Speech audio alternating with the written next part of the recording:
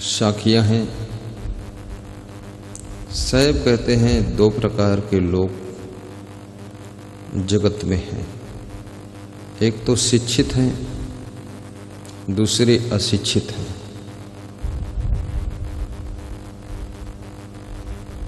शिक्षित और अशिक्षित,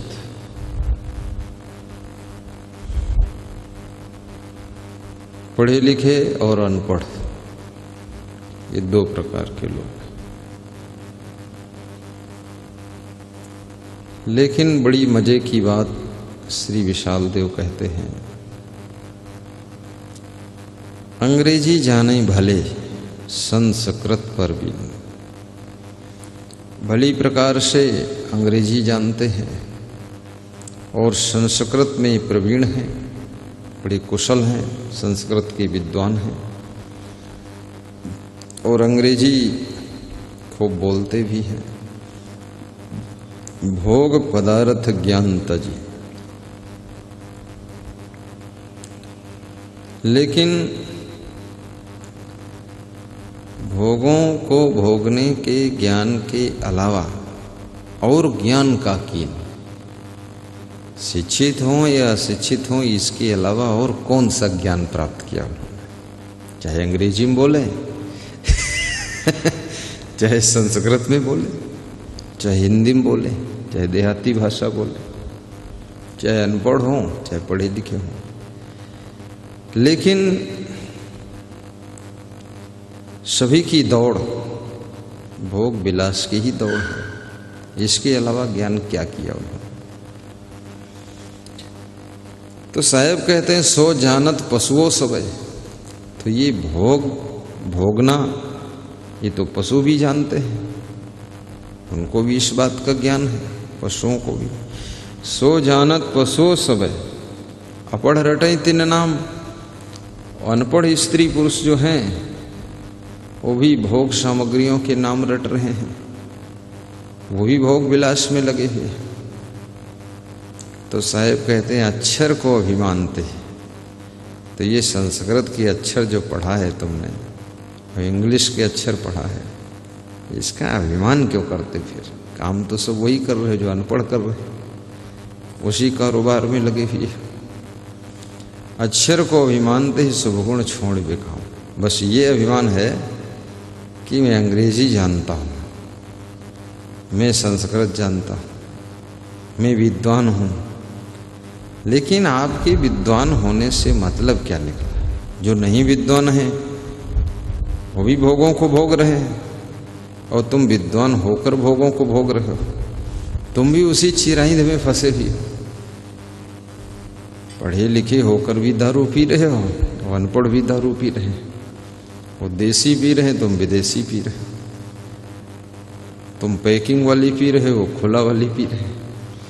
तुम भी बीड़ी पीते हो, वो भी बीड़ी पीते। तुम अंग्रेजी में गाली बकते हो, हिंदी में गाली बकते। खाली भाषा बदली, बाकी काम तो सब वही हो। तो साहब कहते हैं इसमें तुम्हारा कोई बड़प्पन नहीं रहा। अनपढ़ लोग भी उसी कार्य में लगे हुए हैं जिस कार्य में तुम पढ़ लिख कर लगे। 100 जानत पशुओं सबय अपढ़ रटे तिन नाम। अक्षर को अभिमानते शुभ गुण छोड़ बिकाम। साहब कहते हैं जितना अनपढ़ लोग दुखी है उतने पढ़े लिखे भी दुखी। अनपढ़ आदमी है वो भी माया मोह में फंसा है, मोह ममता। उसके भी घर में कोई एक्सीडेंट हो गया तो अनपढ़ हो या पढ़ा लिखा हो, दोनों हैरान बहुत है, परेशान बहुत है। किसी की मृत्यु हो गई, दोनों रोते धोते बहुत है। थोड़ा सा वियोग हो गया। अज्ञानी तो इतने भरे हुए संसार में हैं। मैं देखता हूं लड़की जब विदा होती है और विदा खुद ही कर रहे हैं और उसकी शादी किया है, उसमें दिया भी है 2-4-10 लाख रुपया खर्च किया है और खूब ढोल बजाया है और खूब घर को सजाया है और खूब बैंड बाजा बजे हैं, तुड़ू धूं धूं धां, और पटाखा भी फोड़े गए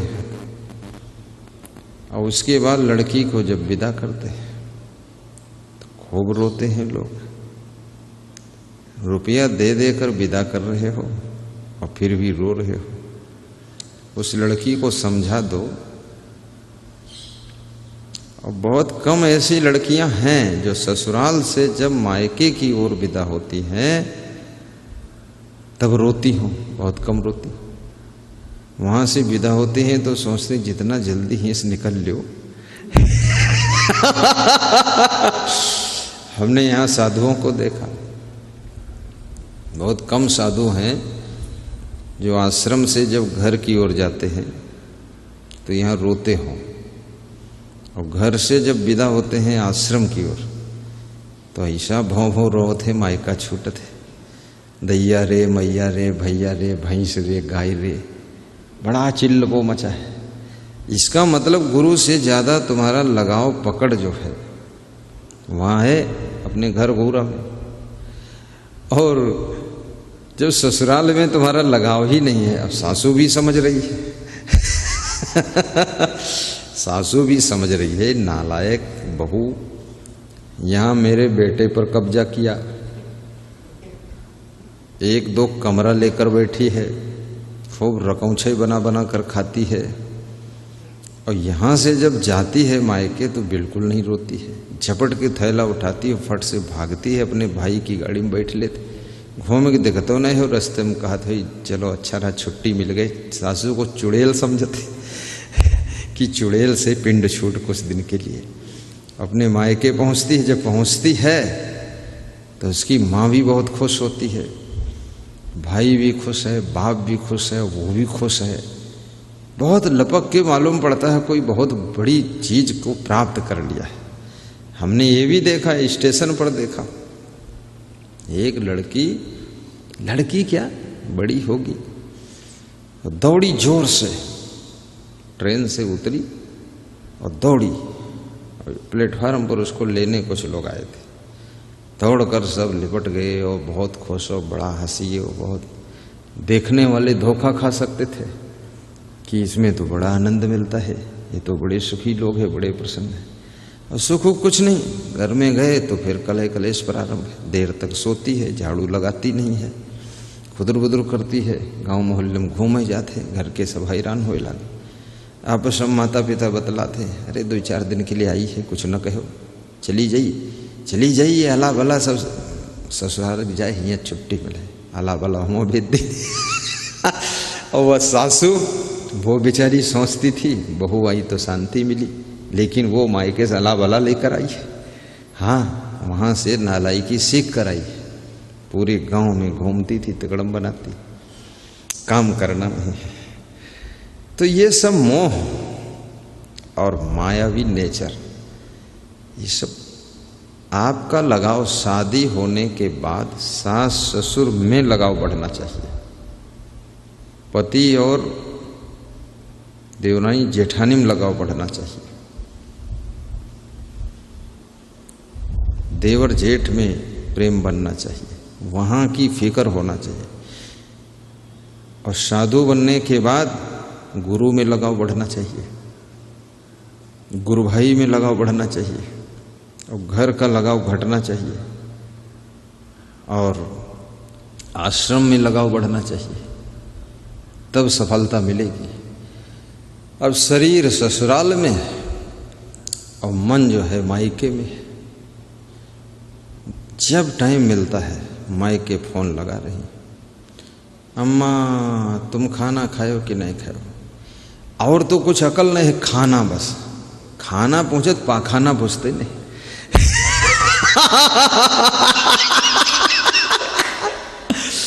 खाम खा का मोह ममता।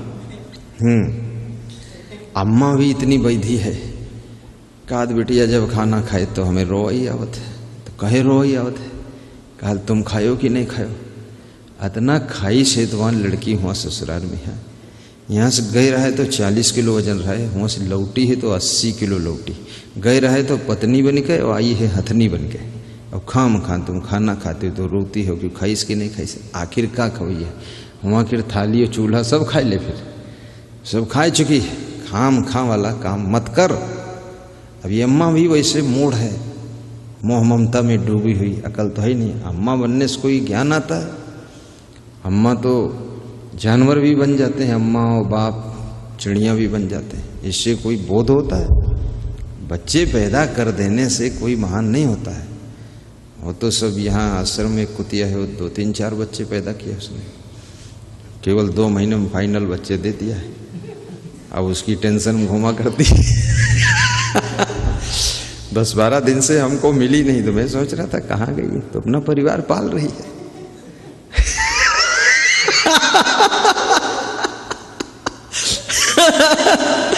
अब ये सब नाटक है फालतू।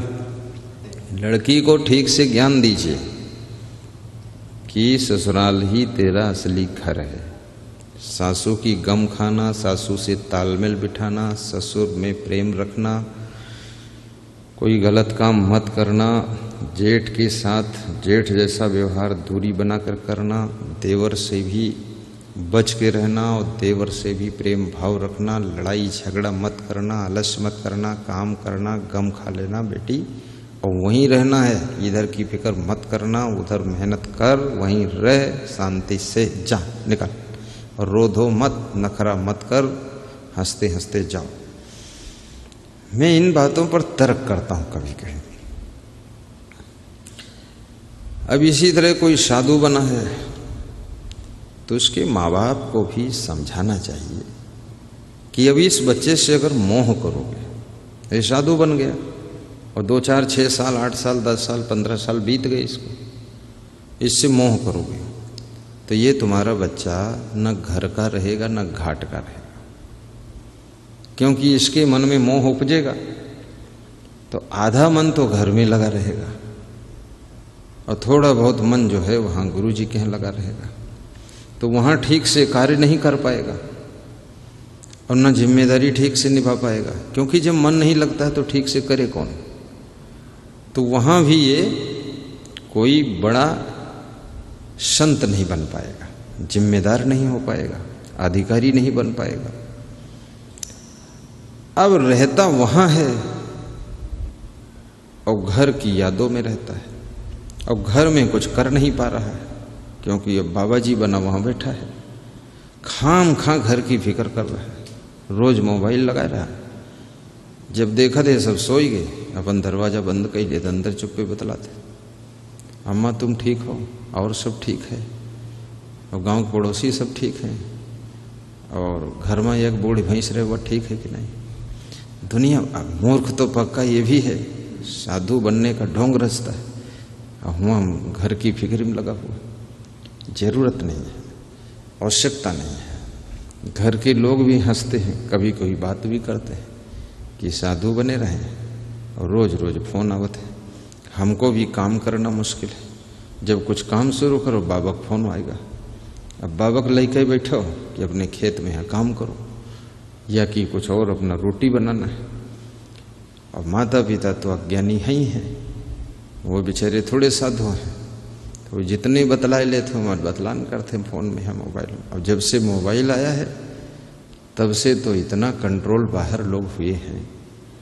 शौचालय में जाते हुआ बतलाते, हुआ को पकड़े उनका, कान में ईयरफोन लगा के बतलाते, अब उसको कौन कंट्रोल करे। फिर ब्लूटूथ चला है, एक मोबाइल कमरे में धरा है और तो सड़क पर घूम धुआं बात हो रही, बिना तार के, बिना वायरलेस वाला है, तार नहीं, बात हो रही। अब ये दोनों अज्ञानी हैं, घर के लोग भी अज्ञानी हैं और वो साधु बाबा भी अज्ञानी है, वो लड़की भी अज्ञानी है और मायके वाले भी अज्ञानी हैं।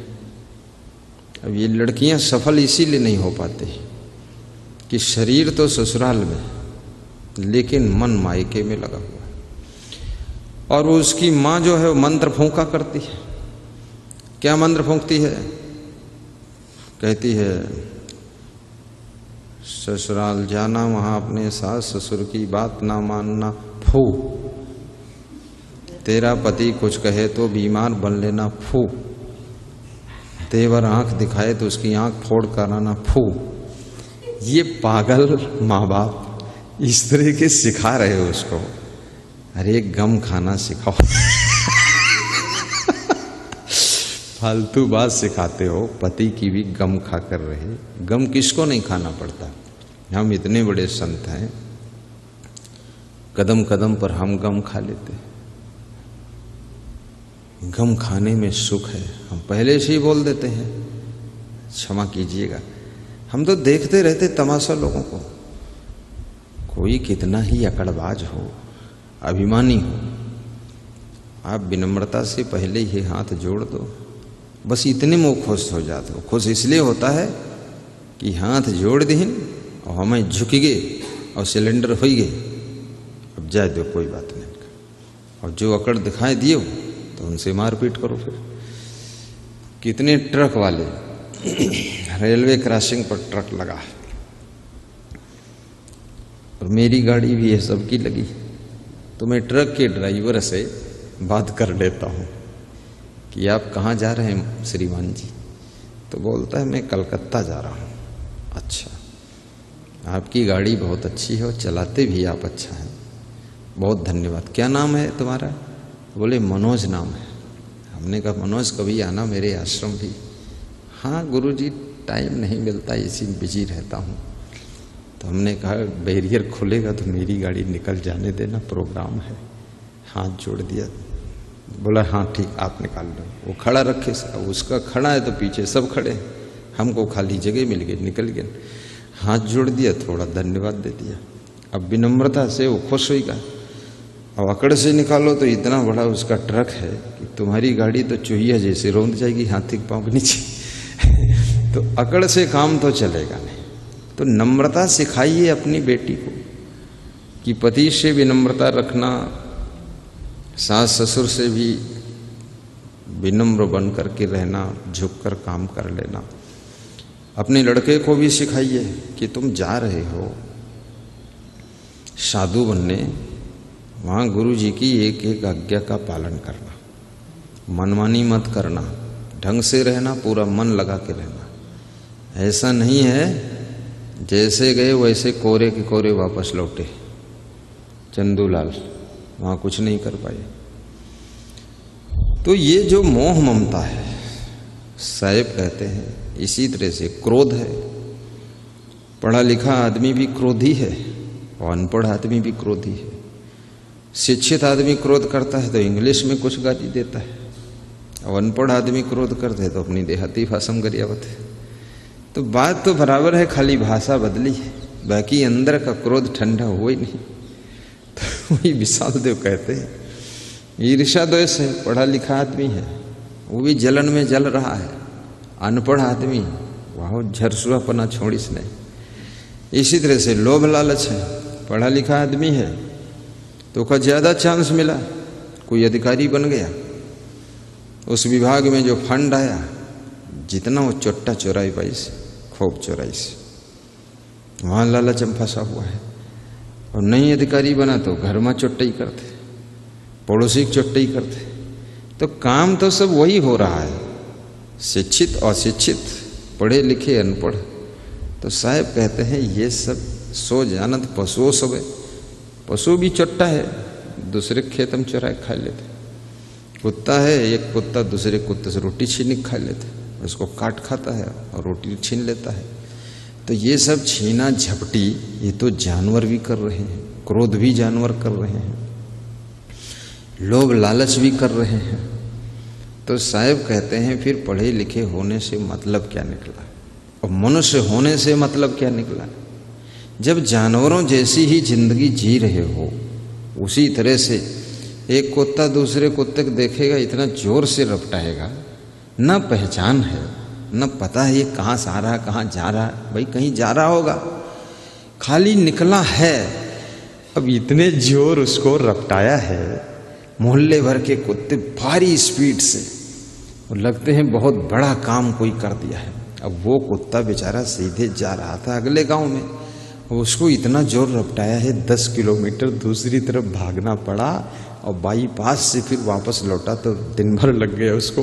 वो भी समझे थे बहुत मूर्ख लोग हैं। अब उसकी भी वही आदत, उसके गांव में कोई निकले तो वो रपटावते। तो ये कुत्ता पना तो गया नहीं, बस वही ईर्ष्या द्वेष देखते ही जल भुन जाना, राख हो जाना। तो साहेब कहते हैं कि ये सब मोह माया ही है। और पशु पक्षियों में भी ये रहता है सब मोह माया। पशुओं का भी सब जिंदगी जो है खाना पीना भोगना सोना, यही 4-5 काम करते रहते हैं और कोई उनका धंधा ही नहीं। कितने लोगों की जिंदगी का कोई उद्देश्य नहीं है, सुबह से लेकर शाम तक 24 घंटे में बस एक ही काम है, खाना पीना सोना भोगना डरना और तिकड़म बनाते रहना, दिन भर उटपटांग सेटिंग करते रहना। तो ये तो पशुओं जैसी जिंदगी हो गई। इसमें अंतर क्या रहा? कोई अंतर नहीं रहा। विशाल देव ने कितना अध्ययन किया होगा, कितना सोच विचार किया है, कितना विवेक किया है, कहाँ से कहाँ जाकर पकड़ा है इसको। अंग्रेजी जानई भले संस्कृत पर भी, भोग पदार्थ ज्ञान तजी और ज्ञान का की। सो जानत पशुओ सबे अपढ़ रटई तिन नाम, अक्षर को अभिमानत ही शुभ गुण छोड़ी बेकाम। साहब कहते हैं पढ़े लिखे होने का अभिमान भी है कि हम पढ़े लिखे हैं। जो औरतें पढ़ी लिखी नहीं हैं उनको लोग कहते ये गोबर पत्नी है। गोबर जो भैंस गोबर और गाय गोबर करती है उसके कंडा बनाती है, गोबर पाथती है। अच्छा चलो ठीक है, अगर कोई कंडा ना बनाए, छेना ना बनाए, गोबर ना पाथे तो कौन पाथेगा? तो चलो ये गोबर पत्नी है। और उसी के गोबर से पाथे हुए कंडे जब सूखते हैं उसी से रोटी बनती है, उसी से बाटी बनती है। तो वो जो अंग्रेजी पढ़ी हुई बहू है सबसे ज़्यादा वही खाती है। तो ये गोबर पत्नी जो है तुम्हारे लिए पाथिस रहे कंडा, ये गोबर पत्नी है, तुम रोटी पत्नी हो, तुम रोटी पाथे पाथ धरो और खाओ खूब। अब ये की निंदा करो पढ़ी लिखी, हम कह दी या तो अनपढ़ ही ठीक है या अनपढ़ क्या खराब है भाई? वो व्यक्ति अनपढ़ ठीक है जिसमें कुछ गुण है, कर्म है और कलाएं हैं, मेहनत है, उसमें अनपढ़ में क्या परेशानी? विशाल देव अनपढ़ थे, गुरुमन देव अनपढ़ हैं, अमान साहब अनपढ़ हैं और बहुत लोग अनपढ़ हैं। हमारे यहाँ प्रवीण दास भी अनपढ़ हैं, नवीन दास अनपढ़ हैं, अनुभव दास भी अनपढ़ थे। थोड़ा यहाँ फिर पढ़ाई किया है कुछ। अब ये अनपढ़ लोग हैं। विशाल देव की जमात में बहुत अनपढ़ थे, कबीर साहब अनपढ़ थे। अनपढ़ होना कोई बुरा नहीं है और पढ़ा लिखा होना वो भी बुरा नहीं है। जैसे मैं हूँ, मैं शिक्षित हूँ, मैं पोस्ट ग्रेजुएट हूँ, पूरे आखिरी तक क्लास पढ़ लिए, लेकिन पढ़ लेने का ये मतलब थोड़े है गलत काम करो, गलत बात करो। शिक्षा प्राप्त किया है अच्छी बात है, उसका अभिमान करने से वो बेकार हो गया सब डिग्री तुम्हारी। जो पढ़ा लिखा नहीं है वो कम अच्छा नहीं है, उसका मन शुद्ध है, आत्मा शुद्ध है, प्रेमी है और प्रेम से भाव से रहता है। भले वो प्रवचन नहीं कर पाता कोई बात नहीं, भजन नहीं गा पाता कोई बात नहीं, लेकिन कम से कम गुरु दरबार को साफ सुथरा रखता है, आने वालों को 2 गिलास पानी पिला देता है और सबसे प्रेम से बोलता है और घम खा के रहता है। तो ये अनपढ़ भी कोई खराब नहीं और पढ़ा लिखा है वो भी खराब नहीं। पढ़े लिखे हो अच्छी बात है, लेकिन पढ़े लिखे हो तो पढ़े लिखे का कुछ प्रभाव दिखाई देना चाहिए। आप शिक्षित हैं, पढ़े लिखे हैं, आप में कुछ सभ्यता संस्कृति दिखनी चाहिए। और अनपढ़ हो पढ़े लिखे दोनों एक ही जैसे गंवारू बात करते हैं, कोई मतलब नहीं निकला। कितनी पढ़ी लिखी बहुएं कम पढ़ी लिखी सासुओं से ज़्यादा डिस्टर्ब हैं, न तो सहन सकती है न गम खा सकती हैं। अपनी सासू को समझती हैं अरे ये तो बिल्कुल बेकार है, शिक्षित तो है नहीं। वो शिक्षित नहीं है लेकिन उसने कभी ये भी नहीं तुमको कहा है कि हमारी बहू जो है बेकार है। वो कहती है अरे हमारी बहू अच्छी है, पढ़ी लिखी है, वो तुम्हारे पढ़ने लिखने की प्रशंसा करती है, तो तुम कम से कम अपने सासू के कार्यों की प्रशंसा करो। कि हमारी सासू ने ये सब संभाला है। और शिष्यों को भी चाहिए कि अपने गुरुजी अनपढ़ हों लेकिन फिर भी उनका गुणगान करिए, क्योंकि हमको पढ़े लिखे से ज़्यादा कुछ लेना देना नहीं है। संत लाइन में महत्व चरित्र का है, महत्व मनुष्य जीवन में सबसे बड़ा महत्व है अच्छे गुणों का और कलाओं का और सुंदर स्वभाव का और मधुर वाणी का, इसका महत्व है। डिसिप्लिन रहो, क्लीन रहो, आसपास के एटमॉस्फेयर को ग्रीन रखो।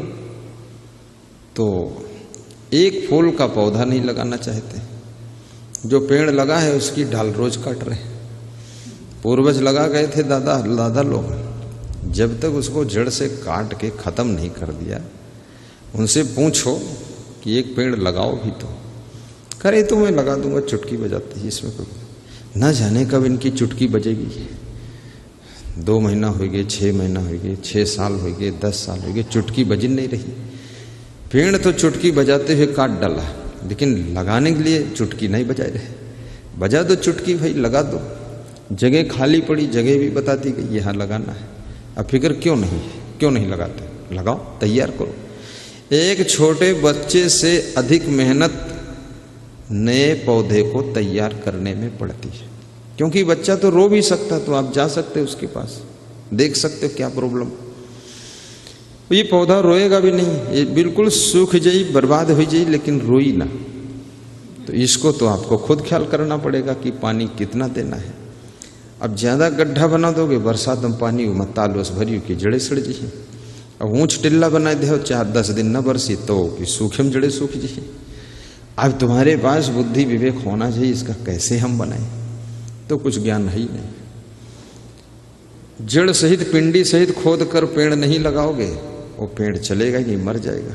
कितने लोग तो पेड़ को ऐसे नोच कर लाते हैं जैसे धान के खेत से वो धान के जो पौधे होते हैं ना, उसको नोच करके रोपा लगाते हैं, वहाँ से नोचे ले आए रहे लगा। ये रोपा वाला थोड़े है, ये गहरी जड़े जाती है, उसको नोच के लगा दिया।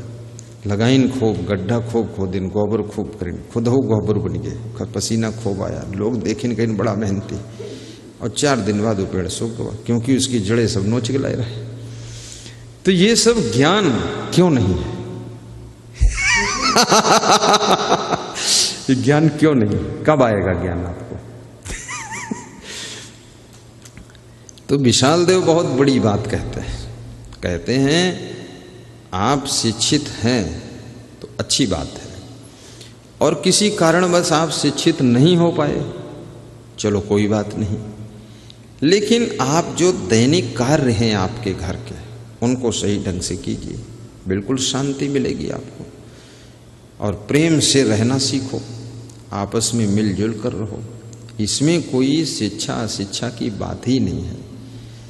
प्राचीन समय में ज़्यादातर अशिक्षित लोग रहते थे, लेकिन एक एक परिवार में 50-50, 60-60, 80-80 लोग रहते थे, 40-40 औरतें रहती थी, और सब ऐसे मधुमक्खियों की तरह जुटकर भोजन बनाती थी, झाड़ू बहरू सब बिल्कुल प्रसन्न दौड़ दौड़ कर चलती थी।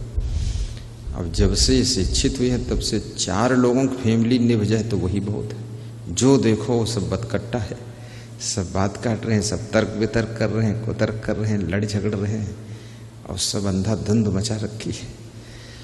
तो इस शिक्षा का अर्थ क्या हुआ, महत्व क्या हुआ?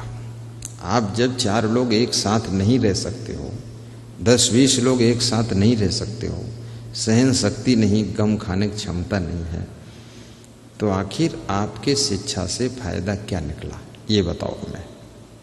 जितनी ज्यादा शिक्षा उतने ज्यादा क्रोध, उतने ज्यादा छल कपट, उतने ज्यादा लड़ाई, उतने ज्यादा नाराजी। तो समझदारी कहाँ रही? कितने शिक्षित लोग कहा था हमारी बात अगर नहीं मनी हो तो हमका सुसाइड करे पड़ी, आत्महत्या कर लूंगा। तो घर के जो अनपढ़ हैं वे सब हंसते हैं, आज इनसे अच्छी तो हमारे घर की भैंसी है, कब हो नहीं कहीं सुसाइड करी। इनसे अच्छे तो हमारे घर के अनपढ़े सब हैं, जो 40-50 साल से रात दिन मेहनत करते, गन्ना गोड़त धान लगावत हैं, कष्ट उठाइन, गोबर उठाइन, अब कबहू नहीं बोले आत्महत्या कर ली। और ये बहुत पढ़ के आए हैं अंग्रेजी, और बहुत बड़ा कहते हैं कि हम PhD कर रहे हैं, डीलिट कर रहे हैं, ये मैनेजमेंट कोर्स है, और अपना खुद का मैनेजमेंट नहीं करे पाओ तो कहा जहर खाई मरी वो सुसाइड कमिट करी। तो बेवकूफ़ नहीं हो कौन तुम, फजलहरा बतलाते। तो ये सब बातें हैं। आदमी आप जिस ग्रेड के हो आप उस ग्रेड में चर्चा भी कीजिए, उसी लेवल में रहिए, छोटी छोटी चीज़ों में सबको समझाकर शांत कीजिए और जोड़ के रखिए। क्योंकि मनुष्य को जोड़ना पड़ता है।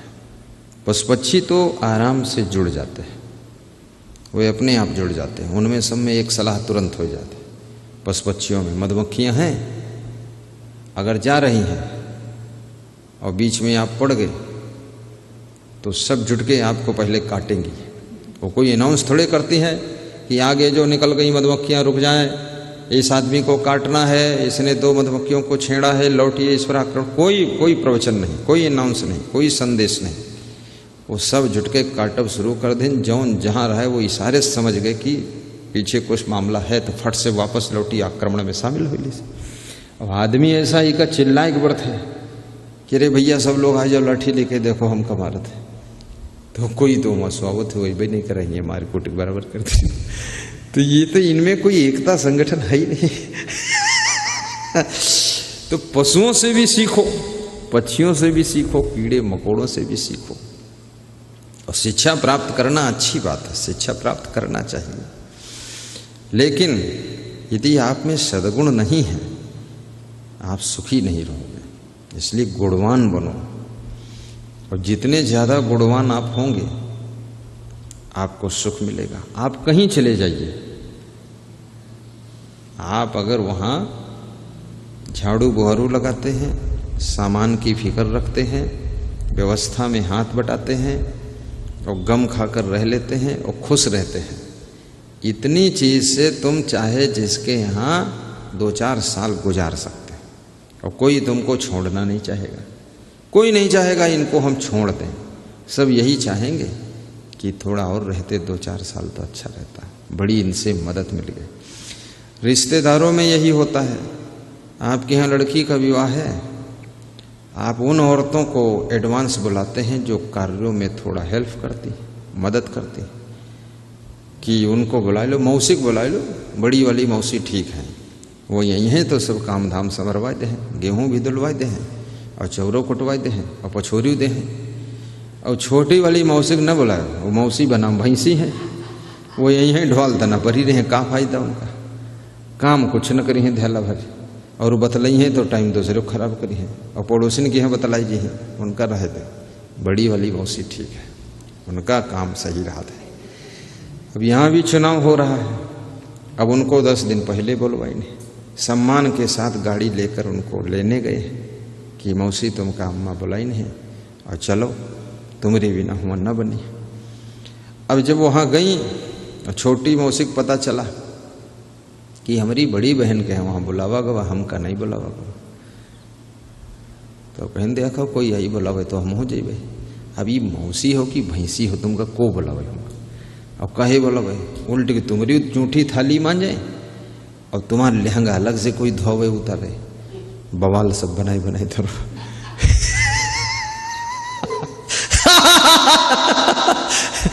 इसे साधुओं में भी होता है। भगत लोग हर साधु को बुलाना नहीं चाहते हैं, कौन बुला के झंझट में पड़े। वो साधु थोड़े है, वो तो लाश है, उसकी चाल भी लाश जैसे है, ऐसा चलते है तांवरियावत जैसे, जैसे कोई खून सब का निकाल ले से ले कमंडल। तुम जो 5 मिनट में पहुंच सकते हो 50 मिनट वहां तक पहुंचे जा रहा है। खाना खाए में लेट होएगा, भोजन करे में लेट होएगा, नहाए में लेट होएगा, बाथरूम में लेट होएगा, सारा टाइम बर्बाद कर दी। अब इस कोढ़ी साधु को वहां कौन रखेगा। इसकी आदतें देख कर घर भर सब कोढ़ी हो जाए, पूरा घर आलसी निकम्मा हो जाए, सब टाइम बर्बाद हो जाए। हमें लोग क्यों बुलाते हैं, ज़्यादा क्यों बुलाते हैं? क्योंकि हमको जो बुलाता है उसको हम पूरे घर भर एक दामाद बना देते कि दामाद की तरह बैठो, हमारे में कोई लफड़े नहीं। हम अपने निवास में झाड़ू स्वयं हम लोग लगा लेते हैं, भोजन हम लोग स्वयं बनाते, बर्तन स्वयं मांजते हैं, अपना सामान गाड़ी स्वयं चलाते हैं, स्वयं लाते, स्वयं धोते, और गाड़ी को स्वयं गुरु जी को मंच पर पहुंचाते, अपनी गाड़ी से पहुंचाते, स्वयं माइक हम ले जाते, वीडियो कैमरा ले जाते, तखत भी ले जाते, कुर्सी भी ले जाते हैं, और सब मेज़ें ले जाते हैं, लाइट ले जाते, जनरेटर ले जाते हैं, इनको ले जाने के लिए 2-4-6 ट्रक ले जाते हैं, और सब ड्राइवर, नौकर, टेंट, पंडाल 20-25-30 नौकर, सब धड़ाधड़ 6 घंटे में पंडाल लगा। जो काम करना है उसको ठीक से सेटिंग करो। उमर रोवत धोत का प्रवचन है 12 बजे, पंडाल लगे रहा 2 बजे तक, आखिर श्रोता है इधर उधर घूमती, कौन व्यवस्था है। अब भगत जी बेचारा कभी करिश नहीं, वो हमारे प्रवचन सुन के प्रेम में फंस गया कि हम बुलाएंगे गुरु जी को, हम भी प्रवचन कराएंगे, और उनका पति पत्नी का मालूम माँ कितना मेहनत है, कितनी दौड़ धूप है। अब उसमें प्रचार प्रसार भी करना है, पोस्टर भी चिपकाना है, पंपलेट भी बांटना है, अनाउंस भी करना है, होर्डिंग भी लगवाने हैं। तो हमारा प्रोग्राम कोई करता है तो हमारे प्रबंधक होर्डिंग भी लगवा देते हैं, पोस्टर भी चिपकवा देंगे, अनाउंस भी करवा देंगे, अनाउंस गाड़ी भी 2-4 दे देंगे हम, डीजल डालो, काम करो। डीजल अगर नहीं डाल पाए तो हम डीजल भी डलवा देते हैं, चलो बाधिक दे देना, कोई बात नहीं। जनरेटर में डीजल नहीं डाल पाए तो ट्रक का निकाल के डलवा देते हैं कि चलो बाधिक देते हैं। अब बाधिक नहीं दीन तो विवाद नहीं करते, कोई बात नहीं, चलो हमारा भक्त ही है। अब फिर आए तो बोले गुरु जी पैसा नहीं का करी, हम कहें कोई बात नहीं, भविष्य में हो जाएंगे दे देना, और नहीं होंगे तो कोई बात नहीं, कोई तुम्हारा और गुरु भाई दे देगा, संतोष भी रखो। और दे भी देते हैं लोग, सब देना ही चाहते, प्रेम है, सब दान पुण्य करते, सेवा करते, कोई प्रॉब्लम नहीं। तो प्रोग्राम करने में लोगों का आराम हो गई कि प्रवचन चल रहा है, सब बैठे सत्संग सुन रहे हैं, घर के लोग, आयोजक लोग, और व्यवस्था सब संचालित हो रही, हम भी सुना रहे हैं। अन्यथा वो दौड़ धूप में ही परेशान हो जाएंगे। इतना सेटिंग कभी तो प्रवचन कराया नहीं, कहाँ पोस्टर छपेगा, कहाँ होर्डिंग बनेगा, और कहाँ पर्चा छपी, और कहाँ से गाड़ी आई, भाई का करी। तो सब आधा पागल हो जाएगा आदमी, एकदम उसका दिमाग फेल खा जाएगा, ये क्या लफड़ा। तो 95% व्यवस्था हमारे प्रबंधक जी कर देते हैं, बात खत्म हो गई। बढ़िया सुंदर शांति, भक्त जी को भी, और हमें खुशी ये है व्यवस्था सब सही है, इस तरह करना चाहिए। अब किसी के यहाँ साधु बनकर गए, बिल्कुल रोगी की तरह बैठे, रोगी। कुछ लोग आए मेहमान तो पूछे इनका बीमार है जो बिस्तर बिछाए बैठे, वो हर समय में कोई से। हम तो जिसके यहाँ 2 दिन रहे उसके पूरा मैनेजमेंट हम कर देंगे, हम बता देंगे हमारे पास मत बैठो, तुम जाओ अपना काम करो जा करके, और सुबह मत आना, शाम को आना। तो नहा गांव में हम रहे थे 1.5 महीना लॉकडाउन में, डिस्ट्रिक्ट अररिया, तो नहा ओम प्रकाश मेहता, जयप्रकाश मेहता, राजेश मेहता, संजय मेहता, उनके यहाँ थे, स्कूल में निवास था। तो बेचारे संकोच में सवेरे आ जाते थे कि भाई गुरु महाराज हैं, संत लोग हैं, सुबह चलो, नहीं सोचे कि देखो कोई ध्यानो नहीं दी से। तो 2-4-10 दिन आए, फिर हमने बुलाया, हमने कहा तुम यहाँ मत आओ, यहाँ दाल चावल सब्जी आटा सब रखा है, और हम लोग बना खा लेंगे, सब साफ सफाई सेटिंग हम दुनिया ज्ञान देते, हमें इतना ज्ञान है, तुम शाम को आना। तो बोले तो ठीक है। हमने कहा दिन में करो काम, खेत में काम करो, दुकान खोलो, किराना मर्चेंट खोलो, 2-400 उसमें प्रॉफिट मिले तो उसी से हमारा सामान खरीदो। अब तुम हमारे पास बैठे रहोगे, दुकान बंद रहेगी, खेत तक काम बंद रहेगा, फिर हमारे लिए राशन कहाँ से आएगा। तो बोले गुरुजी बहुत ध्यान रखते आप हैं, और संकोच में आप आओगे कि गुरुजी हैं, जाएं ना तो क्या करें। तो रोज आने की जरूरत नहीं, हम कोई दामाद हैं, हम खुद सब संभाल लेते हैं, तुम जाओ। चला गया, बहुत खुश हुआ। दूसरे से बोला हमारा गुरु जो है सब जानता है, सब समझता है, अब ये हिसाब हमको भी लगाना चाहिए। किसी के घर मेहमान जाओ, अब वहां पर एक दिन तो मेहमान और दूसरे दिन बनो रहमान, उस पर रहम भी करो। अब रोज जलेबी उड़ रही है, पकौड़ी खा रहे, ये कोई तरीका है? जब वहाँ ज़्यादा रहना है, दाल चावल सब्जी रोटी सामान नॉर्मल भोजन जो सब खाते हैं वही खाओ, ताकि उस पर लोड ना आए। और तीसरे दिन उसके कार्यों में जो है हिस्सा बटाइए कि मैं भी आपके साथ मदद करता हूँ, उसको भी खुशी हो जाएगी, चलो कुछ वर्क कर रहे हैं। और उसको राहत दीजिए। कहीं शिष्य बनो, साधु बनो तो गुरु को राहत दो। गुरु का सिस्टम अपने ऊपर लो, जिम्मेदारी लो।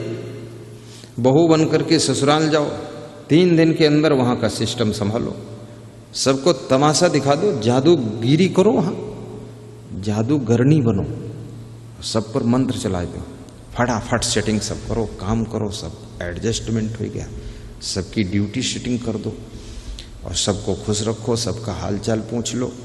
अब तुम्ही को लोग हर समय पूछते रहें खायो कि नहीं खायो, आज बहू खाइस नहीं है, उठी नहीं है, का बात है? बात कोई नहीं है, बदतमीज है और का बात है?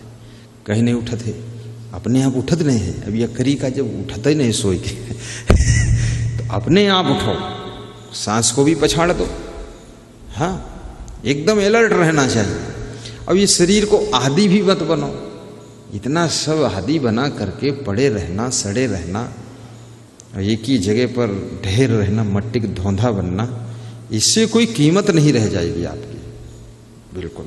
कितनी बहुओं को मैंने देखा मशीन की तरह दौड़ दौड़ कर काम करती, पूरे घर की व्यवस्था संभालती।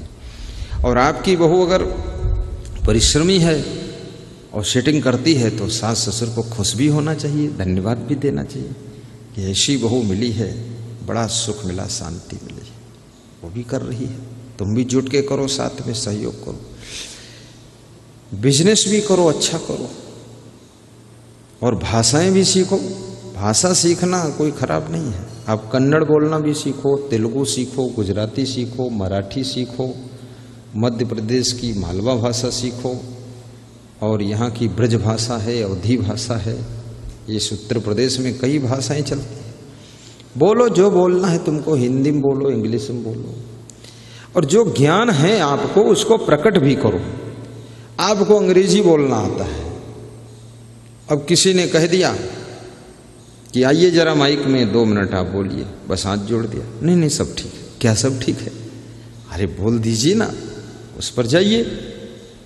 माई डियर्स ब्रदर्स एंड सिस्टर्स, आप इंग्लिश में बोल दो। जब आपका गुण प्रकट होगा तो लोगों पर प्रभाव पड़ेगा, लोग तुम्हारा सम्मान करेंगे, कीमत समझेंगे लोग। अब खाली बौरा बाबा, गूंगा बाबा बने बैठे हो, तुम्हारा कोई सम्मान नहीं होगा। बस खूब लादे घूमे रहो, अंग्रेजी और हिंदी सब। इसलिए मैं तो जगह जगह सत्संग कर देता हूँ, मैं सड़क पर भी सत्संग कर देता हूँ, 1 मिनट में सुना देता हूँ। सत्संग के लिए कोई मंच जरूरी थोड़े, किसी को ज्ञान की बात देनी, बता दिया उसको 2 मिनट में कि बेटी तुम बहू हो, और बहू का अर्थ होता है कि अपने ससुराल को स्वर्ग बनाना, सासू की गम खा लेना, ससुर का ख्याल रखना, अपने पति से बात न लड़ाना, और देवर जेठ देवरानी जेठानी सबके साथ समता का व्यवहार करना, और घर के हर कार्य में हाथ बटाना, तुम्हारा घर स्वर्ग बनेगा। सुबह शाम गुरु जी का ध्यान भी करना, मांस मछली अंडा नशा शराब से दूर रहना। जाओ, तुम्हारे लिए आशीर्वाद है, सब मनोकामना पूरी हो गई। हो गया प्रवचन, और क्या करना उसमें? अच्छी बात बता दो उसको। तो अंग्रेजी जानई भले संस्कृत पर बीन, भोग पदार्थ ज्ञान तजी और ज्ञान का कीन। सो जानत पशुओं सबे अपन रटई तिन्ना, अक्षर को अभिमान ही शुभ गुण छोड़ी बेकाम।